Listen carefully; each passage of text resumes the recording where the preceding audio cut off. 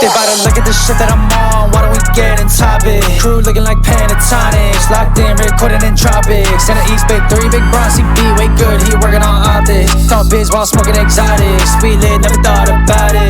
Just they bout to look at the shit that I'm on, why don't we get in topics? Sitting way back, all black, I'm talking, feeling like Shaq, I weigh my options. In the East Bay 3, big Bronzy B, way good, he working on optics. Talk biz while smoking exotics, it's saucy all the projects, it's saucy.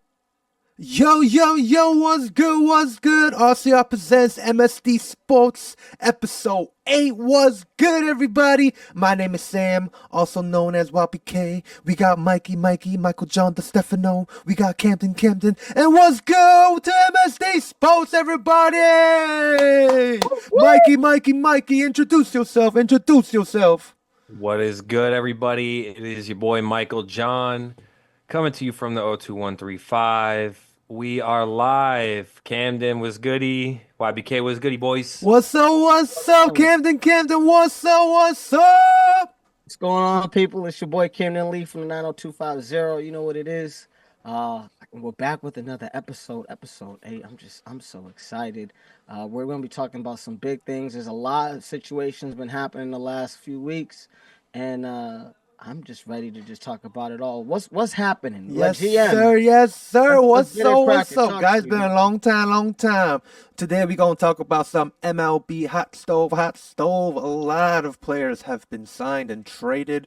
We're going to talk about some NBA news. Jimmy Butler, what's going on?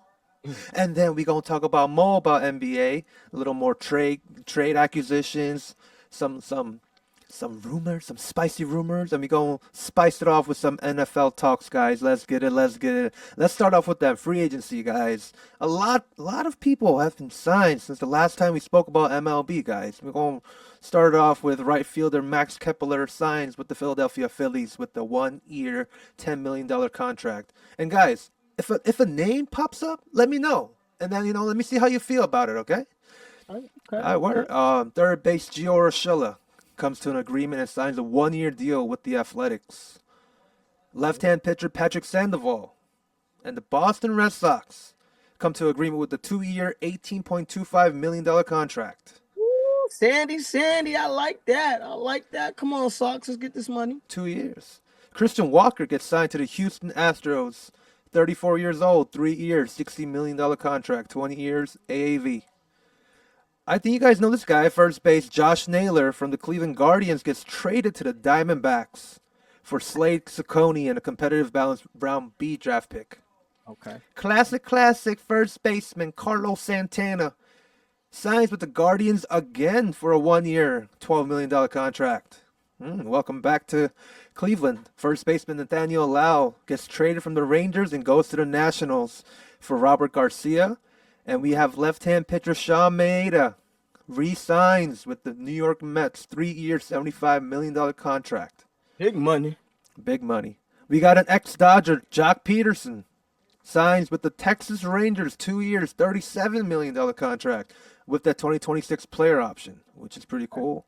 Okay. Right-hand pitcher Walker Buehler, World Series champion, signs with the Boston Red Sox in a 1-year, $21 million contract, guys. We gotta stop for a second. We gotta stop and talk about that. Listen, we got Walker Buehler leaving the Dodgers, which I'm rocking the Dodger blue today. You know what I'm saying? True. I see that. But to go to the Sox, I mean, something must be in the water in Boston, because I feel like 1 year, $21 million. That's a lot of money for a quick 1 year. They must be up to something, seeing if he could do something. Bro, I called this. I knew that they weren't going to get Corbin Burns and they would get someone like Walker Buehler to wager $21 million. How old is Walker Buehler? Can someone tell me? 30, late 30s? Is he? Walker Buehler is 30 years old. Mid 30s? Okay, 30's not bad, actually. 1 year, a 1 year bet on him is still for $20 million. Man, I wish we got Corbin Burns. I wish we got Corbin Burns. But I do like Sandoval. Sandoval signing is nice. Yeah. Manea, I felt like, was another big name pitcher that we jumped over here that we heard. That's a good signing for the Mets because the lefties are always tricky, right? You got to add to the rotation. We got some young hitters. The Red Sox, they got them young hitters. So are these pitchers going to be enough to carry us? Or are they going to do just enough? I mean, we spending what $9 million on one guy, on Patrick, and then we're spending about 21 on Walker. So, I think what a big thing that we talked about, even just kind of briefly going through, what the Sox need is that their pitching has always been shaky the last couple of years. So I think these two guys, having them on a trial year, one for a 2 year, one for a 1 year, I'm hoping that they can really shore up this bullpen and really shore up this starting pitching so that eventually, you know what I mean, if we need to invest a couple dollars in the next season, we can see what we can do. The AL has some hitters in that bad boy. Don't let him fool you. So having some good pitching is phenomenal. I'm really really excited about that. One guy that I'm really, far as the apple has fallen. Andrew McCutcheon signs a 1 year, $5 million contract with the Pittsburgh Pirates. Do you guys remember when this household team was making 20-30 million dollars? This guy was nasty. 1 year, 5 million. Do you guys feel like that's a lot of money? I feel like Andrew McCutcheon's an MVP winner. He's an ex-MVP winner. I think he's come to an age where I think he's trying to, time to let it go. And then he goes going back to his team that, he went to the playoffs with. And I'm sure his fans love it right now. It's a good deal for both sides. I feel like $5 million for the Pirates too is not bring that veteran presence to the clubhouse as well. So I feel like it's not bad. I think it's not bad. Is he gonna play the outfield? Yes. He's gonna field? So. I think because so. I'm like, is he like? I feel like he ain't hitting crazy no more, right? No. Like he ain't hitting like he used to and running like he used to. But he's getting older. I think Sam, you said it. It's just like coming back home. You know what I mean? In baseball, as long as you're healthy enough, I feel like morale wise, I don't disagree. 5 million is not that much. You're right, Camden. I guess, hey, come on home, be a veteran presence for the locker room, and let's get it. I agree. Let's get it. I saw that name pop up, and I said, we got to talk about this guy because him going back to the Pirates. I remember when he was up for like $100 million contract with them. Yep. Yes, sir. Back in the day. So I'm like, I'm going back. I'm saying, oh, I mean, he's coming 37, 38 now, so I think it's time to go back home, Mm-hmm. You're right. You need that veteran presence sometimes in the locker room just to kind of give it a little bit of, a little bit more, show you how to be professional. I mean, remember he had a short stint with the Yankees? Yes, he did. He did. I mean, he did. He had his days, but he wasn't as good as the MVP time. But wasn't that O'Neal guy in? Was it the Pirates? O'Neal Cruz? Wait. Mm-hmm. Is he in the Pirates? I mean, that's great for a young guy like him. He can definitely get his perspective changed from that kind of presence. And he was there last year too, so it'd be cool to see him. Okay. Yes, sir.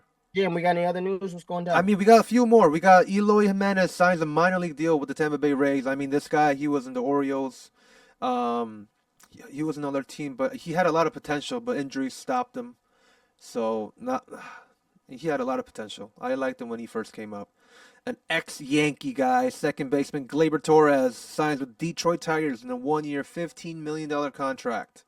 And I'm kind of bittersweet we let him go, but I'm kind of happy we did. And $15 million, Yankees ain't gonna pay $15 million right now. I don't think so.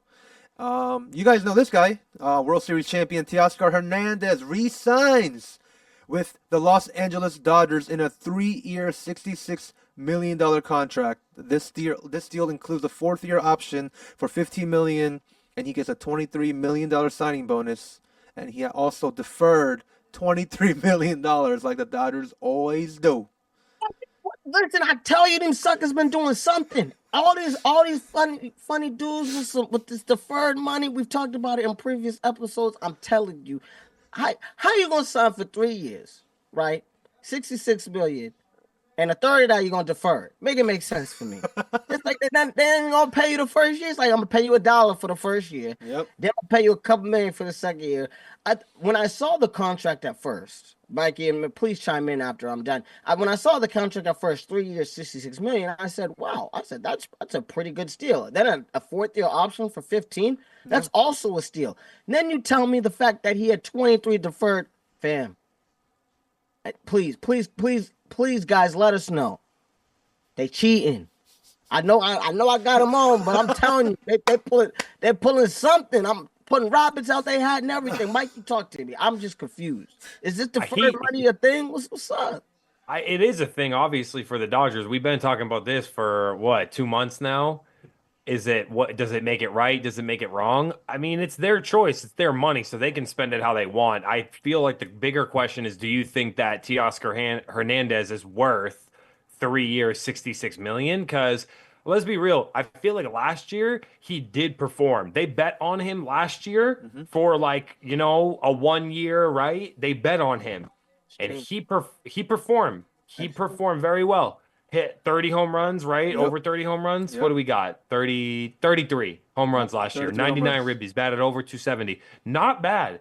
I mean, I feel like for what they were looking for, he delivered it, and he earned himself the contract. Right. Will a few years, 5-10 years down the line, the Dodgers be in luxury tax or salary cap hell? They're gonna be paying I guess we'll see. Because they know something about writing contracts that I don't know. This deferred money is crazy. We give you the money later as long as you come play and win us a World Series now. So, hey, when you win, you sell more tickets, you win money, the concession stand's more expensive, you sell more jerseys. The question comes in here now. All right, guys. Shohei Ohtani signed for 10 years. So 1 year passed, and they won a chip. How many chips do you think the Dodgers need to win, do you think, to pay back this deferred money in this future? 3. 3 more or no, more? 3 total. So they got 3 total. One. Okay. If they get 2 in the next 5 years, it pays itself. It pays it, you think? If they get 4 in the next 7 years, they need to teach a course, a financial literacy course to the rest of the MLB, because they know something about something that we don't know. So you're saying 2 more right now? It's 2 done. More. Oh, 2 more. Wow. Because I mean, in a 162 game season, like, winning a chip is hard. Like, there's so many injuries. Guys got to be, hitting the right way. The off-season program has to be perfect. Like, you got to be in the right system. You got to have the right lineup. Like, baseball is a very superstitious sport. I know, Mikey, we used to play back in Boston. You know what I'm saying? Like, it's having the same rituals, having the same situation. So, it's one of those things where to be able to replicate it 2 years in a row is not easy. So, the fact that even if the Dodgers can make it to the series, lose, get to the series again next year, win, go, you know what I mean? Do the San Francisco Giants, Mike? You remember back in the day they was winning every other year for a little bit? Nope. They do something like that, it pays itself. But yeah, I think 2, 3 in 5 years. I mean, Mikey, tell the people how difficult it is to get a World Series championship. I mean, it's definitely difficult. I think the question about what is it going to be worth it is something that's like a different conversation on like winning itself. Because the truth is, how much money does a good baseball team generate, right? So if they have 100-win seasons for, let's just theoretically say 5 seasons in a row, and they win 1 playoff round, I would guess that they've already made their money back and then some, because they're not giving people money that the business analysts here don't think they're making back. That's what I think. I don't think you would commit like deferred money if you wasn't gonna make it back. A quick number that I'm a reference from, because I just looked this up real quick right now, right? How much money does 1 game in the World Series generate? If y'all had to guess right now, how much do you think game 1 of the World Series this year generated by itself? Are we just talking tickets, like the stadium? We're not talking about the city. We're just talking about the stadium itself. Yeah, exactly. Maybe a little parking. I mean, 26 million? 50. What do you think, Sam? $50 million. More. day. It's More? higher. It was projected by a Sportico that game one that a World Series for a World Series run generates 70 million in ticket and luxury suite sales alone. Ooh. That was based on the Yankees bond document disclosures dating back to 1997. Ooh. So not included in that is the estimate revenue for concessions, beers, and for gear, like merchandise. So think about it. How many fans are going to flood into a stadium? Yeah, you're talking about 20, 30,000 people buying shirts and Wait, but you said this was from the Yankee bond book from the 90s. 97. It's scaled though. So like I'm sure it's way much more now. If it was that back then. No. He's saying it's scaled now. Oh, scaled to now money. Our money. It's scaled like to that's what the ticket sales would be. 70 million in today's money. Wow. Well, that makes sense because your tickets going on what average $500, $600 for a World Series, yeah. Maybe 1,000. You know what I'm saying? And easy. 30,000 plus the food. I mean, that's a lot. That's a lot of money, Cody. That's a lot of money. So, yeah. The World Series appearances by themselves are gonna earn you the money back. I feel like it does make it worth it for them. Maybe I don't know if they've made all their money back already in 1 year, but sheesh, a couple playoff runs and they're good to go. It's not bad. Especially and the TV deal. If they renegotiate their TV rights or do something, they might get a little break. You know what I mean? You know how the ownership be, pooling their money, doing their thing. So they're gonna get a little break too. If I'm another owner, like if I'm the Tampa Bay Rays, my poor behind, my little penny ducats that I gotta do, I'm looking at the LA Dodgers being like, fam, how am I gonna compete with y'all? Because I can't even project having this money. I don't even got the money in the first. I'm barely surviving. I'm barely keeping the lights on. I mean, you're right. You're right. You see what happened? They have to pay the Yankees. Did you know, David? The Tampa Bay Rays this year has to pay the Yankees $15 million to use George Steinbrenner Field in Tampa because their home got wrecked from the storm. Wow. So we're getting money from Tampa. Listen, that's how you know you po. You gotta pay somebody else to rent out your joint, and you play in the same division. Make it make sense. Yep. Got cameras everywhere. That's why the temporary Rays ain't good. That's what I'm trying to tell you. Mike, you're not gonna like this free agent news right here. Let's go. Mr. Corbin Burns signs a 6-year, $210 million contract with the Arizona Diamondbacks, including a $10 million signing bonus. And fully guaranteed. This man is getting $35 million annually, $60 million deferred. He can opt out after 26, but he has a no trade clause, and he has a 14 no trade list apparently from the years from 2027 to 2030. And this is the largest contract in Arizona Diamondbacks history. Mikey, I am so sorry. Yo, where the hell did Arizona come? They very literally came out of left field with this one, huh? Yep. What the hell? I heard. It's about that. It's that money, though. Yeah. It's that money, bro. It's the money. I think he had two teams that were the value of his contract was higher, but he chose Arizona because of taxes too. So 210 and you keeping all 210 is the difference between 210 and California. Yep. That's you know what I'm saying? Or 210 in Florida is the difference between 210 in New York. It's a little different. Yep. I mean, damn, this man is getting a lot of money. He proved himself though, for sure. As we talked about in the previous episodes, this man, a bona fide ace, ERA under 3 for what, like 4 consecutive, Mikey, or his whole career right now when we checked. I mean, in terms of depth chart in Diamondback starting rotation, if they're healthy, they have a lot of starters right now. I mean, you guys are going to know these players. They have, of course, Corbin Burns, they just signed, Zach Gallen, Merrill Kelly, Erod, the Red Sox Erod guys. Okay. Brandon Pavat, I don't know this guy, but Jordan Montgomery, World Series champion, and Ryan Nelson. So you guys, there's some names out that are pretty well off. If they're healthy on paper, they look good. I mean, who's hitting though? That's a $1 million question. Who gonna hit? It might be 1-0, but if the Diamondbacks are at 0, what we gonna do? Because it's like 210 is a lot of money. Mikey, I know this hurts your heart. I really want to know where you wanted him to go. But how? I mean, I understand it's that money. How do you feel about the signing? You know where I wanted him to go. I wanted the Red Sox to go all in on him. I said this weeks ago. I'm like, Red Sox should go all in on Burns, but watch, we're not going to be able to get Burns, and we're going to end up with Walker Buehler. I knew this. I knew this. Wow. This is what I'll say. Unfortunately for the Arizona Diamondbacks, they're going to need some luck because you ain't getting by the Los Angeles Dodgers. You think they're getting by the Dodgers? Nope. And what about some other big teams, right? The Phillies is still there. The Mets is still there, right? Even the Padres, their own division. Padres still there. Padres is there. The Braves is still here. Yep. So they're not just going to, I feel like, make that jump just because you made one good signing, but it's a start. And you got to make, when you can make a big splash signing, I feel like you're forced to.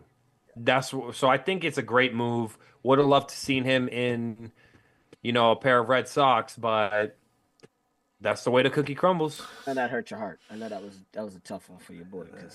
And I'm even thinking about it. I'm like, bro, you're gonna get 210, which is great. Get your money, get your paper up. But I'm like, you're not gonna be able to get through the Dodgers.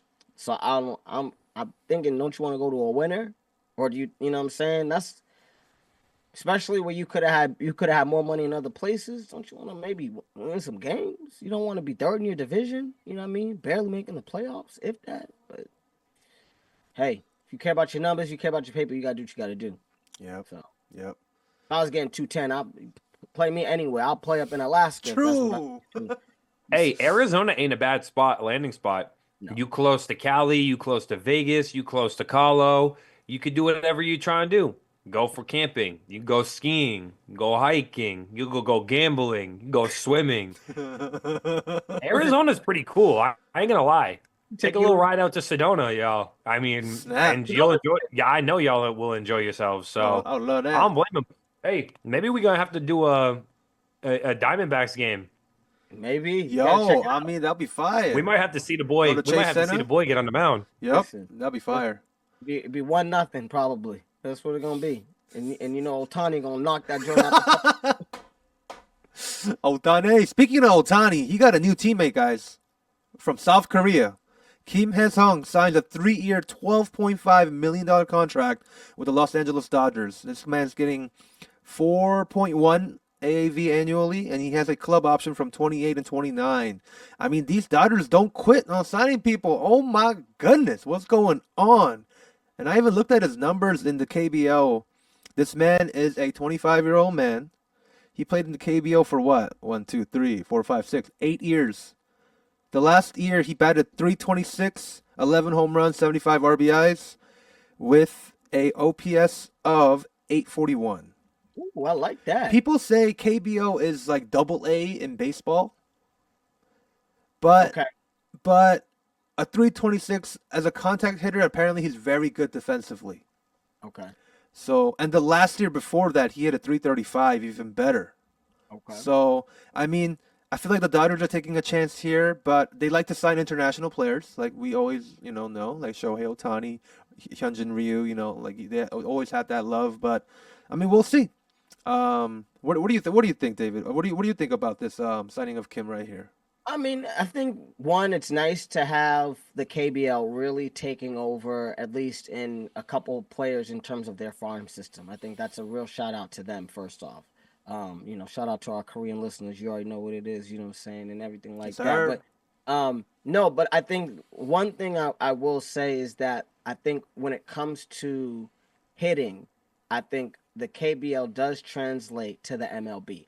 I don't think the pitching, I think Shohei is a very different breed. But I think when it comes to the hitting and contact hitters, we think a lot of these international players, especially from Western descent, they can hit the ball. That's just what it is. Suzuki, Matsusawa, the guys can Ohtani, guys can hit the ball. So I'm not expecting him to be a power hitter in this lineup. I'm more expecting him to be a more on-base hitter. I think that 8.8 on-base percentage really gives me a lot of hope. The real question is that can he deal with the American type of environment? I think it's a very different fanfare than the KBL. and being able to travel and be able to be consistent is going to be something that I'm a little nervous about. But hey, a nice gem for Otani to have somebody to hang out with and talk to when he doesn't want to speak English from time to time.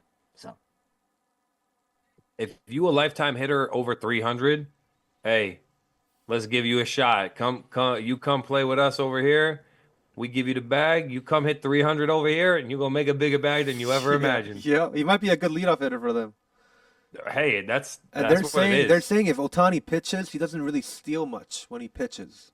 So that's why they say they got him. They got Kim because of the speed too. So we'll see. And speaking of Dodgers, since they got Kim, they just traded away Gavin Lux to the Cincinnati Reds for an exchange of a minor league outfielder Mike Sirota and a Reds competitive balanced A pick for the 2025 draft. So they basically traded, they said, all right, Gavin, like you gave us a great run. You have 2 chips on you. You got the 2020, you got the 2023, 2024. Thank you for your service. And I feel like they just traded away Gavin and got Kim Il-sung back now. you feel like that's a lot? I mean, or like they got a lot for him? Because I feel like for a guy with 3 rings who really gave a lot to the city and to the organization, I feel like they didn't get. I was 1 pick. I thought they'd maybe get 2 picks. They got a minor leaguer, but yeah, 1 pick. It's like a player and a pick. I'm just Yeah. kind of like, Mike, you feel like that's fair? Like, you know what I'm saying? I know he's a little older, but still. I mean, they have such a dynamic lineup already that I guess they can afford to, let someone go. I guess if you was hitting better than 250, 10 home runs, 50 ribbies, maybe you'd force the team's hand to keep you, but Right. the numbers don't jump off the page to me as a must keep. And you're not like an outstanding defender too. So I feel like if you were like a 5-star defender and you were like a 250 hitter, I feel like the Dodgers will keep you. But if you're just an average, just move on. Oh, no, you're right. I got you.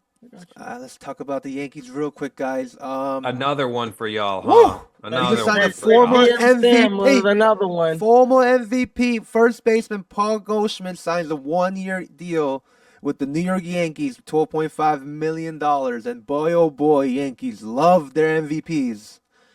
Currently, now the Yankees have 4 former MVPs in their lineup now.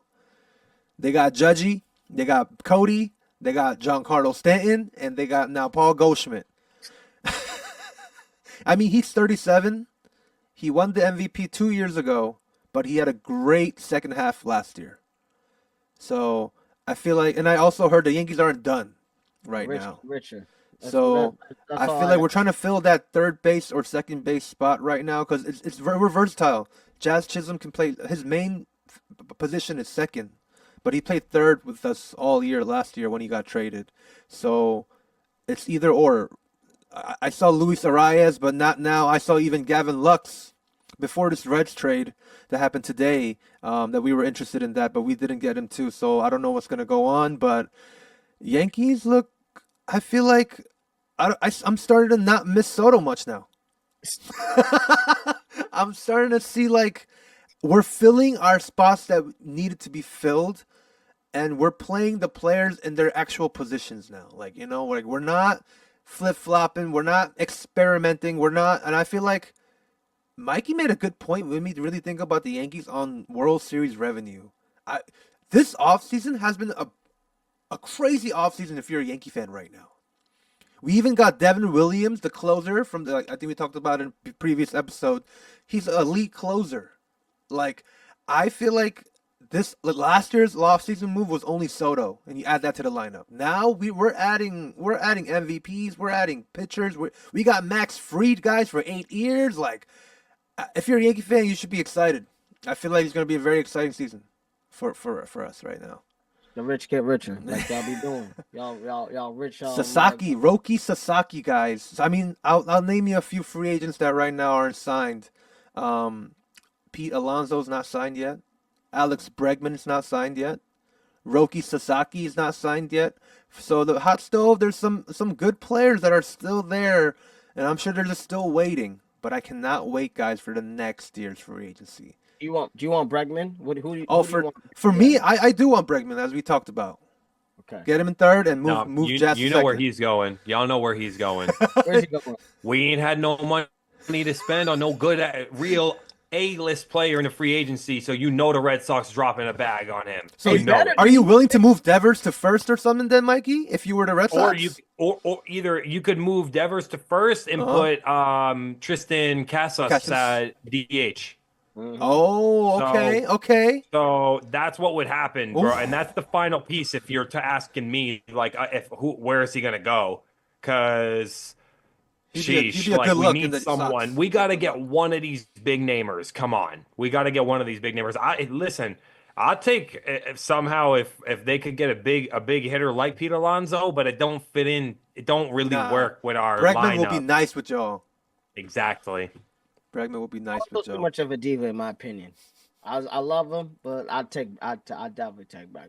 Because I feel like Devers is a great hitter, but he needs supporting cast with him. Like you can't just, you can't just be that one and just trying to win. But yeah, there's a lot more stars to be signed, guys. A lot Y'all more be stars. y'all be sneaking some stuff, man. I tell you, in between the Dodgers and the Yankees, y'all, I'm just praying that my Sox could do something. You know, Hey, they're trying here. So if you Yeah. think about it, with the signings of Sandoval, Aroldis Chapman, and Justin Wilson, they got three lefties. And I see this lefty relief pitcher who we still have here, right? Tanner Scott. And that He's wouldn't good. be we could bolster the bullpen with yet another left-hander. And seeing as in that Craig Breslow, a left-handed relief Ooh. pitcher in his day, is the guy making calling the decisions for us here. It's possible. I mean, it's possible. So we'll see. Lefties give me are Bregman. unusual. There's less lefty than righty, so lefties are very valuable in this game of baseball. Especially throwing at that level, Yep. kill him. Yep. Yeah, watch the Yankees sign Roki Sasaki. Y'all want to so imagine and we trade away Stroman? It'll be great, guys. It'll be nice. We can at least fight with the Dodgers. We couldn't even fight with them in this World Series. It was tough for y'all. It was tough. But yeah. Hot stove is nice right now. It's cooking up for sure. It's cooking up. Listen, one person who is having a really tough time, and I know we're gonna switch it up a little bit. Let's do it. Let's do it. MLB, NBA, my boy Jimmy Butler. What is going on? You know what I mean? And I quote from my boy, I want to see me getting my joy back playing basketball, wherever that may be. We'll figure it out here pretty soon.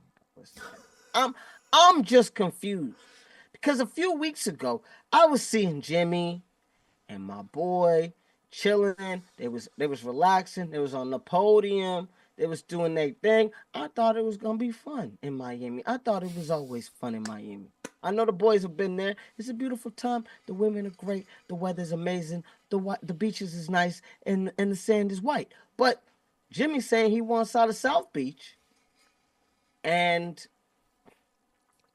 I think it's time because honestly, he ain't happy.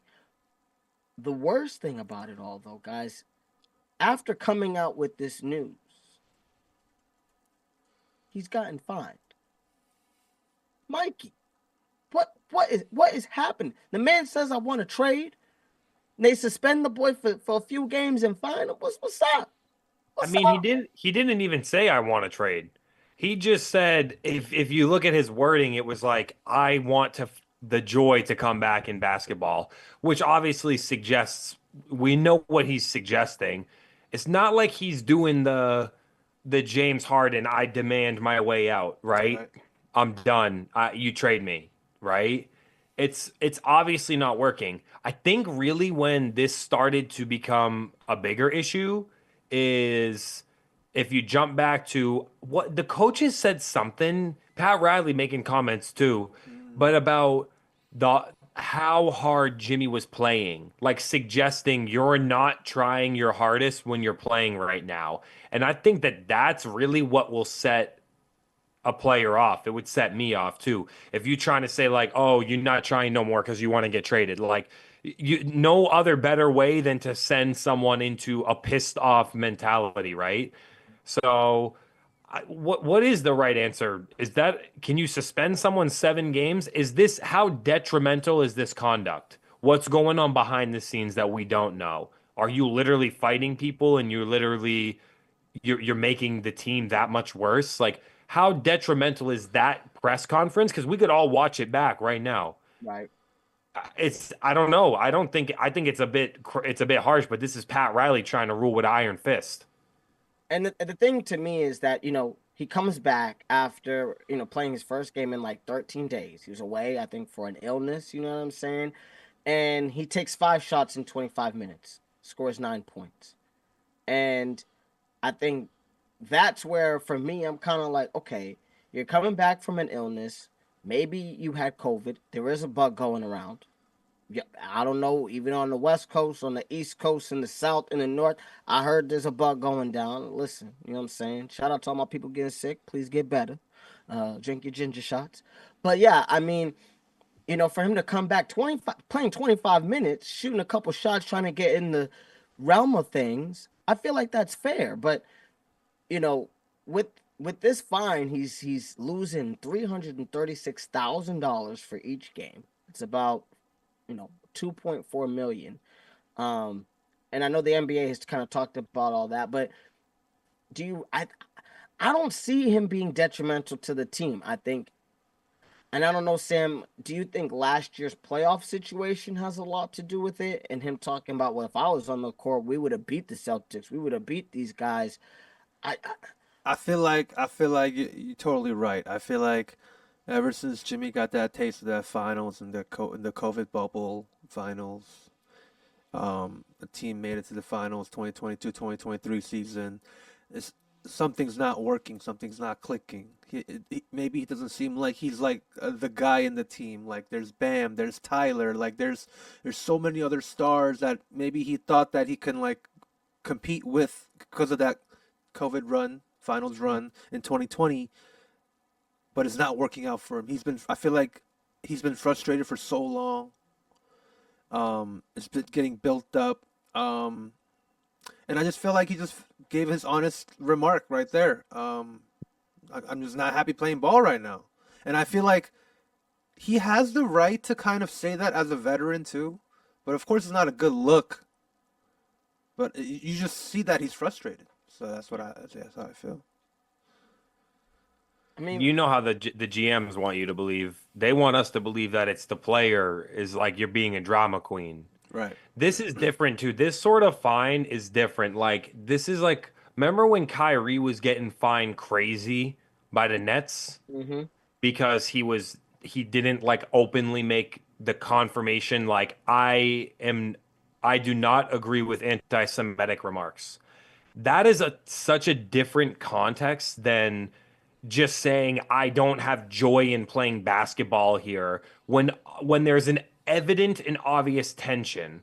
And when you have a month ago Sham Charania report like Jimmy wants a trade and Pat Riley publicly says we're not trading Jimmy and Jimmy's agent says that's not true. Well, fast forward and it looks like Shams has been vindicated. mm-hmm. Yeah. Obviously, this didn't manifest overnight. It's evident this didn't manifest overnight. I just think finding someone for and using an arbitrary phrase, detrimental conduct to the team, because he's pissed because y'all are mid, because y'all team is mid, and you're relying on Bam is nice, but and Tyler Hero can score the ball, but what is going on? Look at the usage rate. Look at Jimmy's usage rate and look at his stats, right? It's not, he's shooting the best true shooting percentage since last year that he's had. It ain't because he's having a terrible year playing ball. The usage rate is low as hell. And you got Haywood Highsmith getting plays run for him. And you're Jimmy Butler. You brought this organization to the finals in 2020 and 2023. Playoff Jimmy. We all saw it. As Boston Celtics fans, I watched it very closely, multiple times. So I'm sorry. I'm on Jimmy's side on this one, y'all. Like, I'm fully on Jimmy's side. And you know the thing what I love about Jimmy is that and Mikey, we both know from watching this guy, he takes his time during the regular season. He tries not to get injured. I know usually he has like a thigh injury or a calf or some type of situation because he's jumping into that next gear after the All-Star break. But normally he ramps it up during the season. It's not like he's playing, game 80, game 1 like he's playing game 82. Do you know what I'm saying? So I think this is a normal situation with Jimmy. I think Miami has always had a culture of you have to have the right body fat. You have to be able to do this many shots. You need to be in this type of shape. So, you know, it's to me, it's like, listen, the guy has proven to you that when push comes to shove, this boy knows what he's doing and he puts you in positions to succeed. Sure. How about you get the rest of these guys able to be healthy, get the rest of these guys some shooting, help them out a little bit, let Tyler Hero play more than, 60 games over the last couple of years. Maybe Miami could get farther than just the first round and get beat out by the Hawks. You never know. But on his preferred list of trades, his list, he's looking at Dallas, he's looking at Golden State, he's looking at Phoenix. So he wants to be with a guy who is dominant, whether it's KD, whether it's Luka, or whether it's Chef Curry. So clearly that taste for blood in the finals, he wants it more. So we'll see what happens. See what happens with my boy Jimmy. But I'm on the same thing with you, Mikey. Shout out to my boy Jimmy. You deserve it. Jimmy, oh Jimmy. If he goes where do you think he can land? If he goes to the Suns, they'll be a lethal team, huh? Well then, but who's gonna leave? Booker or Bradley Beal? That's really, what I'm saying. I feel like the Suns like Booker a lot. It ain't Book. That's their franchise star. So I feel like Bradley would have to go because he's getting paid a lot of money too. I think he's like almost to the $45 to $50 million mark right now. Who gonna handle the ball if it's Jimmy Butler, Kevin Durant, and Devin Booker? Make it make sense. Make it work. How is it gonna work? I'm confused. You gotta make it work. Oh yeah. It'd be the greatest 2K lineup, I'll tell you that. It's potent. It's potent. It's potent. You're right. What about like the Sixers? You think he could end back on the Sixers? What? You think so? Nah, With PG or trade PG? Well, I saw trade PG. Because I seen before the season, apparently Joel Embiid was asking for the Sixers to pursue Jimmy. Oh, really? Yeah. Did Joel and Embiid play together before? Yeah. Yes. Yeah. Remember he played that 1 year? That 1 year. Oh, yeah. Remember? Oh, they should have re-signed Jimmy. They should have. They resigned Tobias Harris. Yeah. And he said, you gonna sign that bum over me? I remember. Yo, if Jimmy still was on the So would you give away Kelly Oubre and Paul George for him? It depends on what contract they got. To be honest, I'd have to look at it. I'd have to see if that even works. Because a lot of these teams that he wants to land with, like the Warriors, you have to give the Warriors need to do something, y'all. We predicted this. I think y'all were in agreement because I remember sitting here when the Warriors were sitting close to the number one in the West, and I was like, Steve Kerr and them even said, we ain't gonna sustain this. We ain't gonna sustain playing this many lineups and getting dubs this way. We're just trying to we're getting by early. Fast forward in the last 20 games, the Warriors are 6-14. I told you. Wow. They need something, and Dennis Schroeder ain't the answer. No, not at all. Not at all. No. I mean, I don't think Jimmy would be either, in my opinion. I think they need a more potent scorer. I mean, I think it's time to trade Chef if you really want to have some draft. You think? No way, trade Chef. No. If you're trying to rebuild, I don't see Chef and Jimmy being potent enough. Now say, there's a one guy that we'll be talking about in the trade rumors a little later, Valanciunas. If Valanciunas somehow got to Golden State with Jimmy and Chef, now that's ugly because, like I said, you need a big man to compete in the West. That's what Chef's missing. I feel like Jimmy is a little different in the East, but even with Phoenix, You need a solid big man if you're gonna try to go against Joker. Am I wrong? 100%. Someone who's solid, but they don't got to be that good. It could be Valanciunas could be the answer because I mean, if you look at Dallas last year doesn't have a dominant five, right? They have Derek Lively, a young, serviceable. He could dive and he could catch some lobs and he could protect the rim a bit, but it ain't like a defensive player of the year, right? The Gafford Lively, I think, duo. Made up for one guy. You know what I'm saying? Yeah, and PJ Washington being a big power four that can stretch, I think definitely makes a difference. The only reason I say the Warriors is because if I'm the Warriors, I'm trading Wiggins for Butler. If that's if the Heat deem that the best deal, and they can make the books work, they could cook the books, and you say, hey, for Jimmy, because who else is it going to be? San Antonio? Is San Antonio's going to give some young talent? Because I'm seeing here another rumor. Oh, okay, San Antonio can offer Harrison Barnes, Keldon Johnson, Malachi Branham, and 2 first-rounders. You want that, or you want Andrew Wiggins and some first-rounders and maybe some other bench pieces, right? I mean, for me, I'll take Wiggins. If I'm the Warriors, I'm offering. Y'all want Wiggins? Can I take Wiggins, Pody, and a few draft picks? Yes, I'll do that. Sure. I'll do that. He's been having a tough year too. Yeah, I'll do that. I would get rid of Wiggins in a second. I'm on that. I'm on the get rid of Wiggins bandwagon in Golden State. I think he's had his time, and it's time for him to go. Because Dennis is the starting shooting guard for the Warriors right now, so the Jimmy would slide in the small forward position. Okay. Not bad. Dude, did y'all hear about my boy D'Angelo Russell? Oh, of course. Los Angeles Lakers traded D'Angelo Russell, Maxwell Lewis, and 3 second-round picks to the Brooklyn Nets for Doris Finney-Smith and Shake Milton. Yep. He goes back. He's going back to the Nets.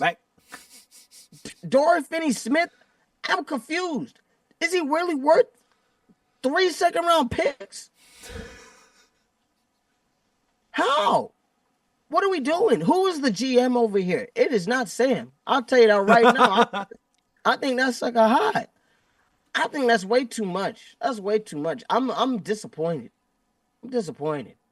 Doris Finney-Smith was good a couple years ago when he played for Dallas, but 3-and-D guy that, I'm hurt. Mikey, what we thinking? D'Lo hasn't been nice this year, though. D'Lo hasn't been that good.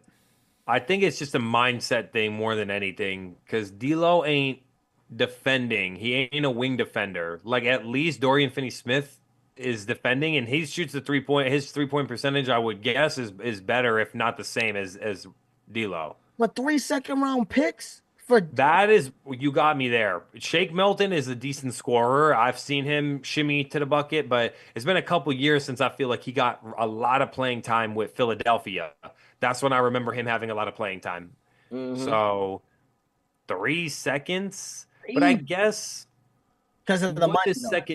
What does second round picks really always pan out to be? Like, yeah, that you have Jokic who was the 60th pick or whatever, but how many times is a second round pick really, and how much draft capital can they maybe earn back in the future?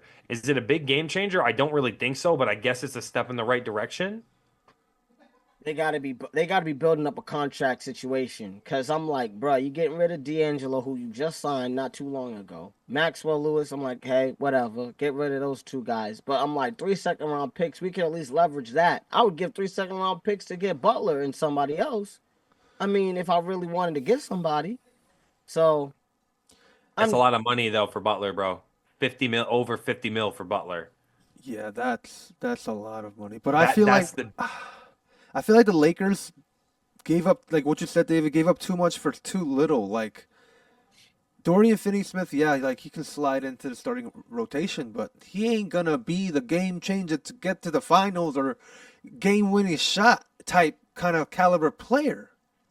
Give me that and $30 million in cash, $20 million in cash, get some bread. You know what I mean? Give me some. I don't know what they're doing, but I feel like the Lakers should not be finished with their trades right now before this deadline in February because they need work. They definitely need work. They're like what in the middle of in the middle of the standings. Like, I don't know. For a deep playoff push, you definitely need more than this. Mm. It doesn't I mean, matter. one guy that we were just talking about, Yeah. who's thinking about going to the Lakers. We got Bradley Beal, who's willing to waive up his no trade clause. So, he's looking at the Lakers, the Heat, the Nuggets, the Clippers, and obviously the Lakers. Like I want them to acquire Valanciunas. Come on. Um, but I mean, yeah, I really feel like the Lakers need to make another move if they're gonna do something. Because this middle of the pack situation is not gonna get them far. They're gonna go against Denver, in the first round or something like that, get knocked out, and LeBron makes the playoffs, but doesn't have a strong playoff run yet again because the GM is not Sam. So I'm just saying, Playoffs Lakers. different without Bron. Yeah, it's very different. Come on. Come on, Lakers. Call my boy Sam up. He'll get y'all right. He'll get y'all ready. If I were to get Beal, if I was the Lakers, I would not. I wouldn't give up Austin Reeves though. He's untouchable for me. Him, AD, Bron are not going anywhere, but I can give up everybody else. I give up Reeves and keep Connect because I saw Reeves have a 6 for Okay. 19 game where I saw Connect have a 6 for 6 game from 3. And I said, if I put Connect with them numbers, Doris Finney-Smith, you know what I'm saying? I might, I'm willing But to give up. Austin has been turning it up since compared to last year. He's been stepping up. Better since last year. He's getting more minutes, but I still, for 38 minutes, you're only scoring like 20 points, bro. 20 points, four assists. So you'll give away AR for you get Beal. Yeah, I give up AR for Beal, a first round pick. You know what I mean? Maybe a swap first rounds or something like that, and you know what I mean? Maybe some cash. I'll do that. I'll do that. The Suns might get stronger as that presence if that works too. If that with AR and the Suns over there. Come on, you put AR in the Suns Oof. with with Butler, Booker, and Durant. It's not a terrible situation. And the Lakers got Valanciunas, Doris Finney-Smith, Beal. What would you take, Valanciunas or Vucevic, if you were the Lakers?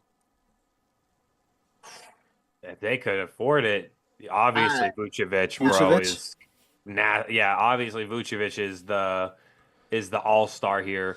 Valanciunas is still nice, but he's basically getting shot because Alexander Sarr is getting that playing time for a tanking Wizards team.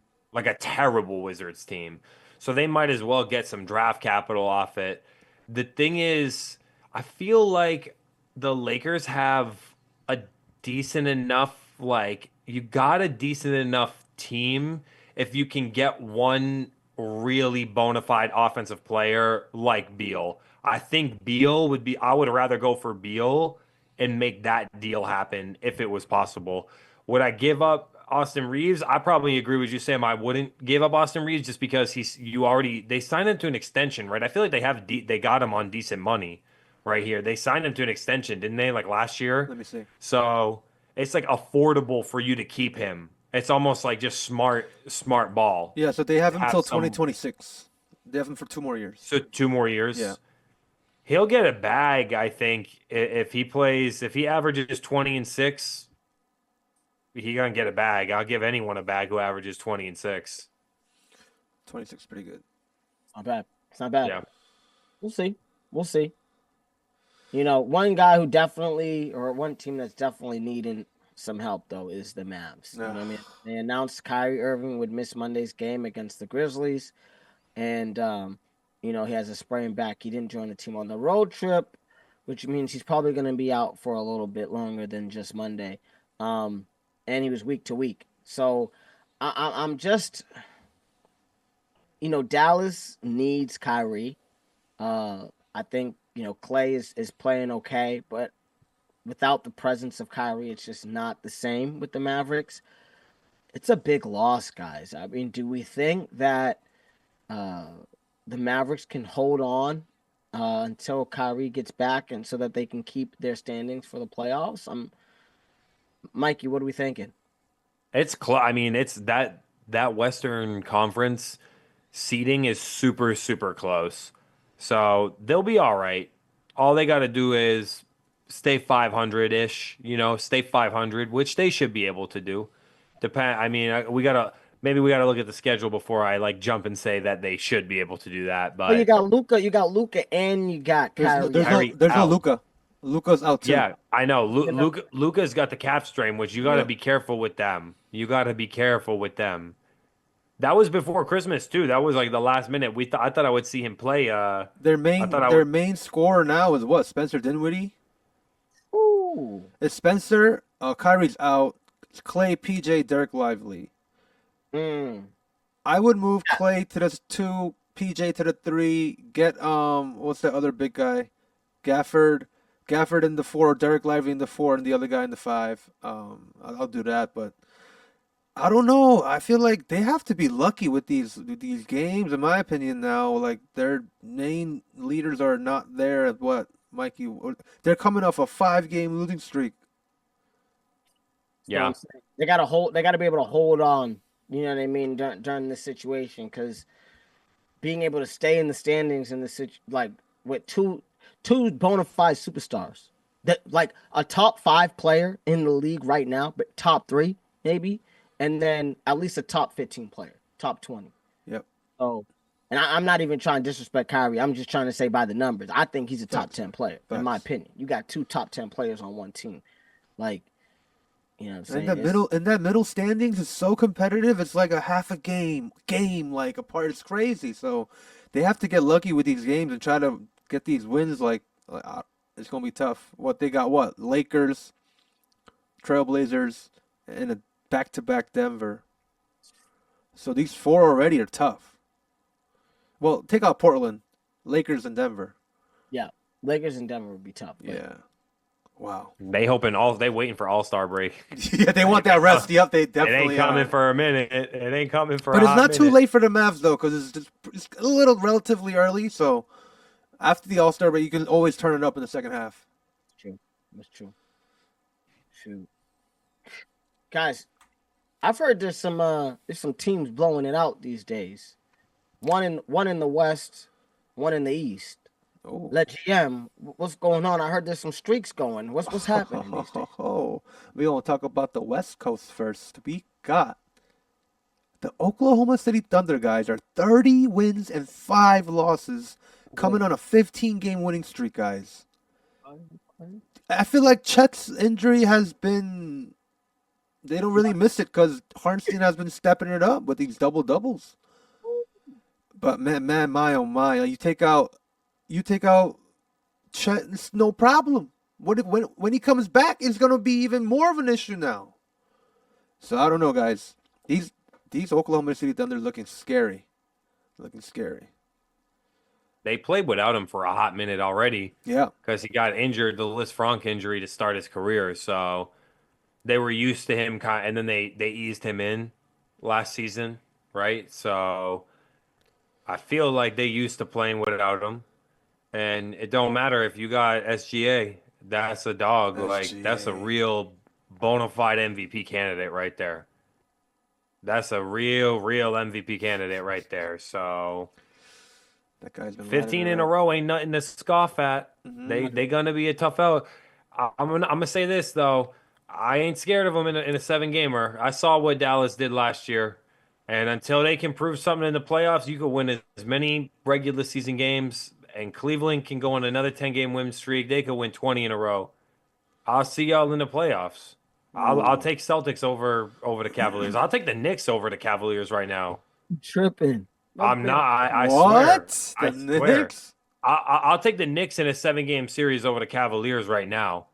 Yeah, I can see that. I can see that. I mean, I would. I think one thing that you talked about, Mikey, earlier, you know what I mean, this year was the fact that the Oklahoma City Thunder and the Houston Rockets have these young guns who are just able to play the game at an elite level in an 82-game season. They're young, they know how to play with each other. You know what I mean? These back-to-backs, they're able to spring it, you know what I'm saying? But you've always preached, and you've said it again today, you know, you don't think that these young guys can really hold it down. And I think SGA, you know, losing last year, you know, in the voting, I think it was one of those things where he really needed to step up even more this year. I think he's trying to prove, listen, I am the MVP. I am that guy. I can lead this team to victory. Now, in a 7-game series, again, if you go against the Joker or against the Mavs or against a team with some veterans, might be, or some coaching or scheme against you, might be a little difficult. But Cleveland is looking good, guys. I mean, they're a young team. They got veteran with Donovan Mitchell. They got 2 big tree trunks down low. I could see them messing up somebody's life during the playoffs. I'm not saying that they could win the chip, but I could definitely see them messing somebody's life up. I don't know if it's just me. Tree trunks. You are right. I mean, Jared Allen and Evan Mobley has been doing their job. I mean, Evan Mobley, what, 18 and 8 right now, and we got Jared 13 and 10. And the guys are almost double, and their guards, what's his name? Darius Garland, Donovan Mitchell. Donovan hasn't been really performing as what we think of Donovan, because when I think of Donovan, I'm thinking of that 50-point playoff Donovan, but he's only averaging 23, 4 and 4. But I feel like it's enough. You know, everyone's doing their job. They're just playing a great game of basketball, fundamental basketball. And I feel like, yeah, 31 and 4 ain't no joke. That's crazy. He only lost 4 times in this season so far.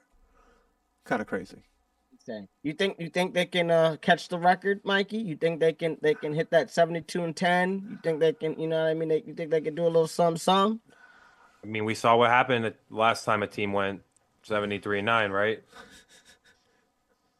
LeBron! Go ahead. I mean, go ahead. I respect the Thunder more than I respect the Cavs at this point, because the Thunder is first in the whole league in defensive rating, right? So and it's not even close by a whole. The defensive rating for the Oklahoma City Thunder, 102.7. Next closest is the Orlando Magic at Wow. 106.3. Orlando. But the Celtics dropped from what they was at last year, which was a bit higher, but we still sitting at 6 and Cleveland sitting at 7. We're both in the 109 area. So for me, I'm not gonna lie, like I'm just, maybe it's callousness. I am not fearful of a team that hasn't proven nothing in the playoffs. I ain't scared of Oklahoma City Thunder at this point yet. They need to they clamped us down too. I don't know if y'all saw the Celtics and Thunder game, but they clamped us down. But we bummed all of these shots too. When you live by the 3, you die by the 3. So when you score 27, you can't score 30 points in a half, let alone sometimes you score 40 points in a quarter. That's a concern. I just feel like you're gonna have something come out of it. There's going to be something. You're going to figure something out. If you score, because the Celtics just played the Thunder, right? I don't know if y'all seen it yesterday. Yeah. I saw they scored. Yeah. We scored 27 points in the second half. That's crazy. Yeah, we scored 15 in the third and 12 points in the fourth quarter, bro. Yes, bro. That's what I'm saying. Day. That's just a bad day for them right there. You got to give them the respect because they are clamping it down. So Oklahoma City, I'll give them their flowers for it, but I'm not. Regular season victories, playoff dreams will die. That's how you feel. Let's see what Cleveland can do in a 7-game series. Speaking of playoffs, guys, on Wednesday, January 8th, the Oklahoma City Thunder, 30 and 5, are versing the Cleveland Cavaliers, 31 and 4, at 4 p.m. Pacific, 7 p.m. Eastern. That's gonna be a crazy game. This hype is like that Cavs Boston game we had back in October. Put the money on the floor. Yes, sir. On Wednesday, everybody, you got to tune in. Shoot, who y'all got? Who y'all got in this game? Put the money on the floor. Who y'all got? I'm gonna start it off. I think it's obvious. I'm taking. You taking OKC? Yeah. I'm taking OKC. I'm going Shea, baby. Listen, baby. I'm gonna switch it up. I think Cleveland. Cleveland. I think Cleveland. I said Cleveland gonna take the. I think Cleveland gonna be able to do it all the time. You know what I'm saying? I don't think they're gonna do nothing regular season. I mean, in the playoffs, but I think the regular season champs, beating the Celtics and beating OKC, I think it's gonna be lit. I'm excited. Nice. Put the money on the floor. Put the money on the floor. It's gonna be crazy. It's gonna be crazy on Wednesday. Shoot, or listen, Thursday. talking about we're gonna switch topics real Let's quick. do it. You know what I mean? I know we was talking NBA and we was talking about, big games coming. Speaking of put the money on the floor. We talking about NFL real quick. We're almost done with the episode. I know y'all stay with us for a little bit longer. We gotta talk about this real quick. The NFL incentive talks. Guys, I know on our last episode, your boy gave you some free money. Derrick Henry, I told you. And the man that I got it started off with, Mike Evans, earned $3 million in dramatic fashion, crossing 1,000-yard receiving mark on the final play of the season this year. Then that 9-yard catch in the win over the New Orleans Saints triggered a massive celebration for Evans and his teammates. Did you guys see his teammates mob that boy when he made that catch and got that 1,000? He has hit 1,000 yards for 11 straight years, tying Jerry Rice for the mark. Congratulations. Congratulations to Mike Evans. That's amazing. Oh my goodness. Listen, I know Mike Evans has been your boy for years. I know during the Brady era when he was with him, you was always talking big stuff about Evans.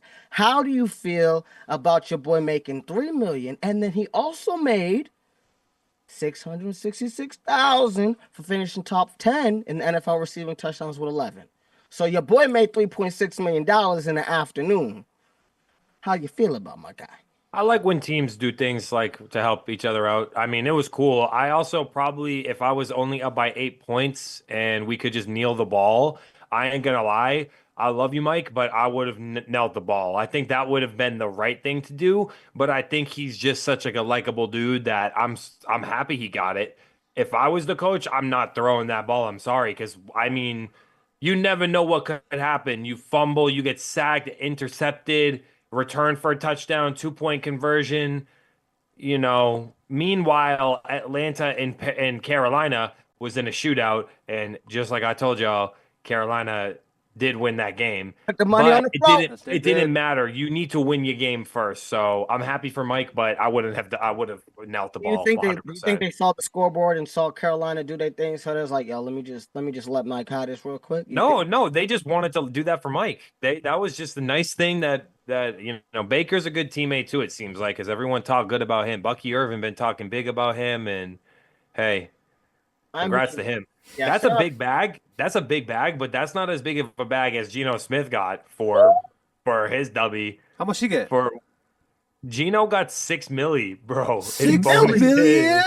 $6 million bonuses. I mean, kind of, it didn't really matter because they didn't need to win the Rams because the Rams were already in the playoffs. Yeah. So, but that win to get Seattle to 10 wins was an incentive. Also, he had a career high in yards and completion percentage. So, $6 million for him. Shout out to my boy Gino. Congratulations. I respect it. That's He crazy. had a resurgence just like we've seen Sam Darnold have a resurgence, right? This year, most recently. I respect Gino. I never thought he would be a pocket passer like that. Nah. I mean, dude, for some reason, coming back from the Jets or going from the Jets to the Seahawks, the last couple of years, Gino has really put it down. I think him and Metcalf really have a really nice rapport. You also got Tyler Lockett, an older receiver who's still doing his thing. But yeah, shout out to Gino, man, and the Seattle Seahawks. I was really surprised that they couldn't make it out. It was a very tough NFC West this year. And so, but shout out to the Seahawks and shout out to Gino. One guy, you know what I mean, who definitely earned his money and has been earning his money for a minute. Von Miller recorded a sack early against the Patriots, who got him to 6 of the season. He earned about 1.5. Oh, damn. 1.5 on him. You know what I'm saying? And Nice. Vaughn has been tearing it up. I guarantee you the boy got a AFC championship incentive. Your boy got a Super Bowl incentive for sure. But for 1.5 in the afternoon for early day with the Buffalo, playing the Patriots in a meaningless game, meaningless for Buffalo, not meaningless for the Patriots, which we might talk about a little later. But Crazy. $1.5 million. That's really pretty cool. My boy Mac Hollins as well on the Buffalo Bills. He caught 2 early passes and hit 30 catches of the season, earned a nice little 50K. Nice. I think that's always nice when the young bucks kind of get some extra money. I know he's not a number 1 receiver or even a number 2, barely a number 3, but being able to get 30 catches in the season, I think that's a pretty good number. It's not bad, you know what I mean, for the 4th option in an offense. The Bills doing it again, to be honest, with another one. Yes, that's right. Even the punchers making money. That's why I said, put the money on the floor, baby. Put the money on the floor. He needed one more punt down inside the 20. He got it. Payout, 100K. Going crazy. This was the best. That was the best one of the whole day, because I know there was a lot of payouts, but I'm going to tell y'all why that was the best one of the day. Tell me why. They did not. That was Sean McDermott getting his punter 100 racks, because they was at the 35-yard line, and it wasn't like a non-kicking conditions. Like that was you could clearly have kicked a field goal. You could have tried. They could have done. They didn't have to just settle. He set him up to kick a field goal from the New England's 35-yard line, so that he could just kick a little baby kick and get it in the 20-yard line. Yeah, that was a nice thing for him to do. That was pretty cool. I ain't gonna lie. That's pretty cool. Let the boy get the bag. That's pretty cool. I mean, shout out to a lot of these coaches and GMs who know that these suckers gotta play these games or gotta do these snaps or have to have these things to kick in, and they let them. I remember back in the day, you got guys sitting, guys not playing. You know, GMs were really like, "Hey, we don't want you to get this money, so we're not even gonna suit you up," and guys would be pissed off. But I think, you know, this new fashion of younger GMs, guys who played Madden as a kid, shout out to your boy, you know what I'm saying? They say, listen, we want our players happy and we want them to make some money. Mikey, I need you to take this one. One of the big dogs in the NFC got some money. Who got paid? Well, your boy Baker got paid, and he deserves it too. He had a good year. He had an underrated year. I mean, that team, Tampa Bay, they like to air it out. I got to give them credit. But, hey, top 5 passer rating, touchdown passes, passing yards, completion percentage, and yards per attempt. Top 5 or top 10 in all of these categories. Hey, you deserve to get paid 500 racks for each of those. How much he get total? 500 racks 2.5, baby. Five incentives, 500K each. Five-time WCW champion. I'm happy for him. I'm happy for him.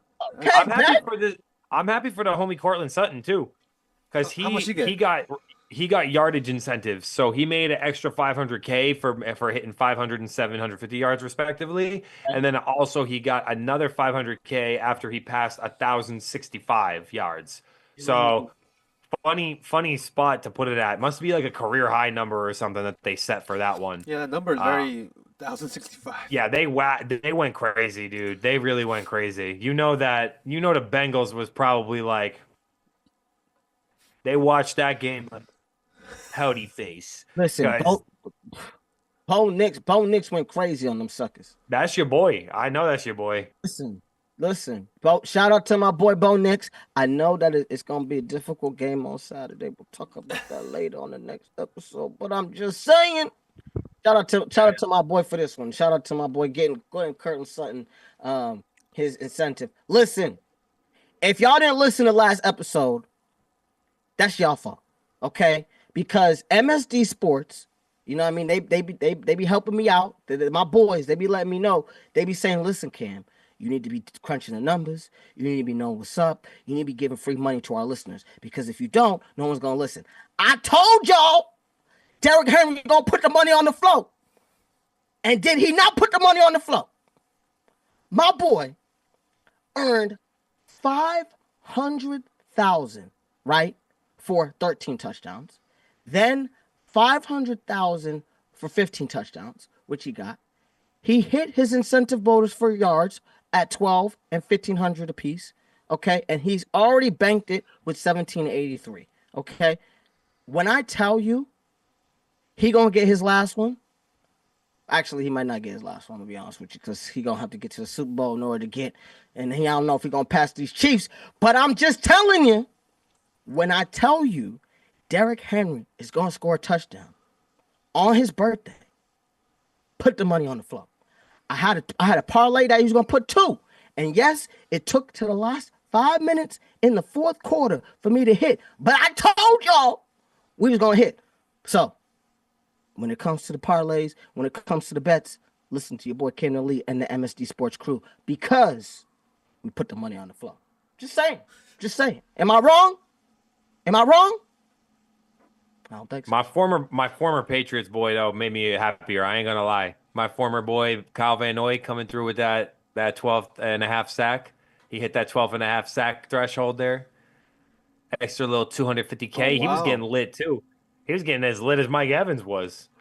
Evans hit it. We talking about 11 seasons in a row with 1,000 yards. He just said 12.5 sacks, baby. But I like the players that do it the right way and good attitudes. So big respect to the boy Kyle Van Noy for that. Yes, sir. I think that there's someone that I really think, like, I want to hear from you, Sam, because I know that there's one big guy that I feel Yes, like sir. Yes, he deserves an Eagles fan to talk about him. Sir, my boy, Mr. Saquon Barkley of the Philadelphia Eagles.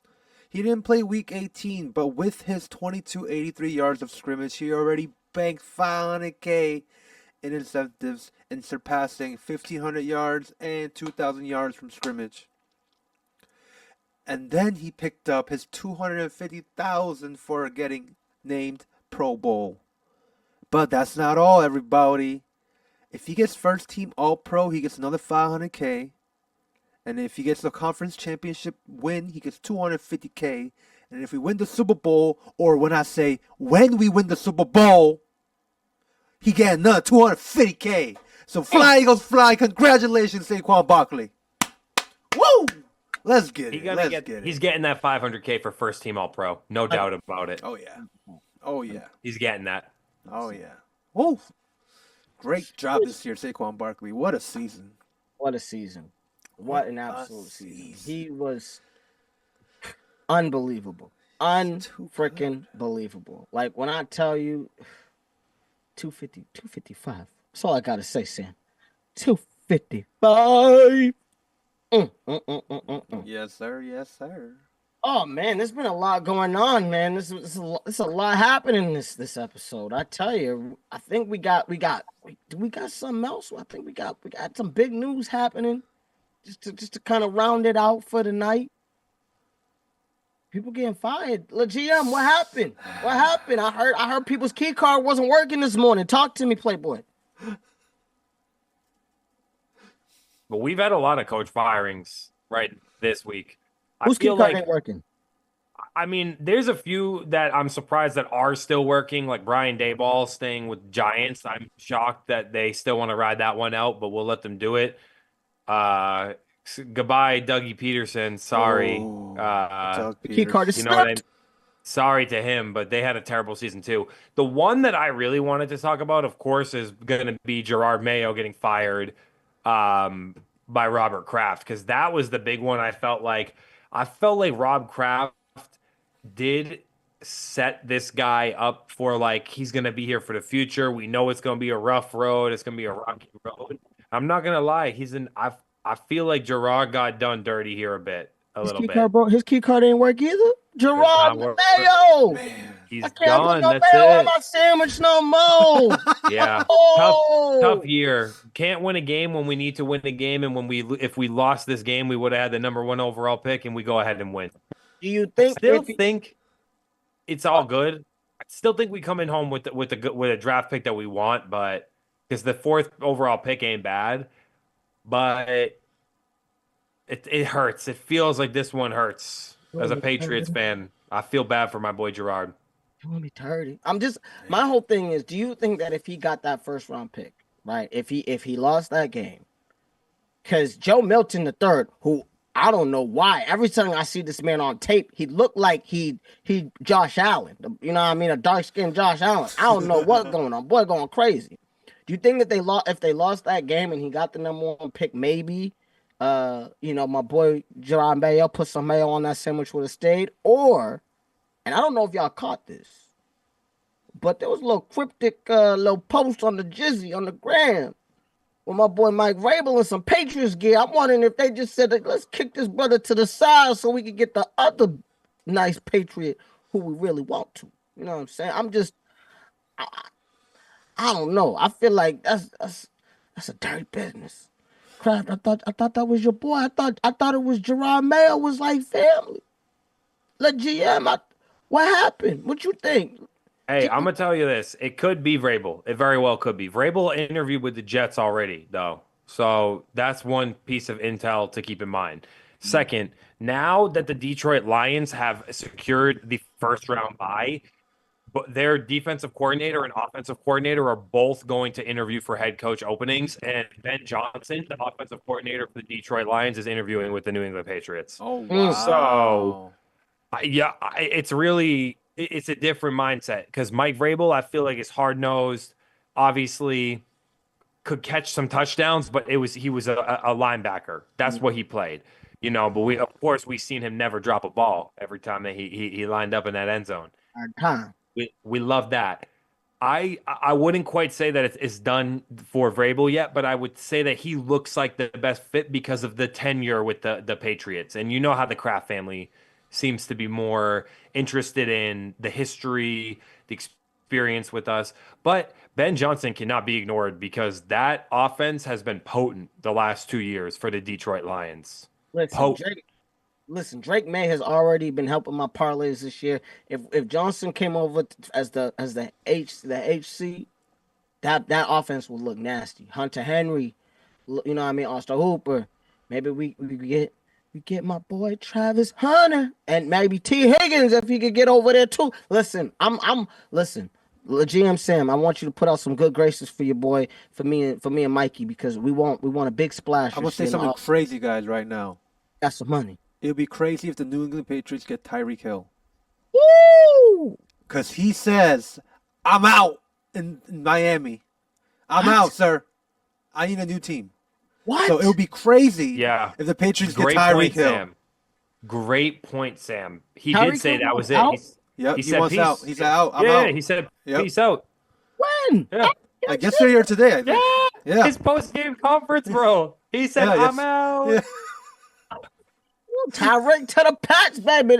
Listen, what if Tyreek went back to the Kansas City Chiefs next year? That would be kind of crazy, bro. That would be crazy. Oh my god! I want T Higgins, man. I'd love T Higgins. That'd be a cool piece. You know what I'm saying? That'd be nice. I would like that, but I do feel bad for Mayo, but we'll see. We'll see hopefully our Pats could do something, make a big splash this year. Big splash. Yes, sir. I am surprised about that day ball situation though. For real, that was crazy to me. I'm like, Yes, sir. We all thought Sirianni was gonna get fired this year. This man might get a contract extension. Yep. Well, he had a good year, so he deserves it. I mean, there's a lot of football to talk about, boys. A lot of football. The playoff bracket is set. Yes, sir. It is set. It is set. It is set. But I think we're going to have to wait for that one until next time. Because we got a lot to talk about with this playoff bracket. We got a lot to flesh out. Mikey's right. We have a lot to talk about in football. We got playoffs on Saturday, starting off with the Chargers and the Houston Texans at 1:30 on January 11th. But on the next episode, guys, you better tune in. We're going to go deep dive each game, each team. You already know. So you guys got to stay tuned. RCR Presents MSD Sports. Wabi K up in here. Michael John DeStefano, Mr. Club Paradise. And let's get into episode 8 of MSD Sports, y'all. Let's go. We'll see you guys next time. Appreciate y'all. Always, it's your boy, Mr. Club Paradise, a.k.a. Camden Lee. I'm with the greatest team ever assembled, MSD Sports. Let's get it. Like and subscribe. You already know.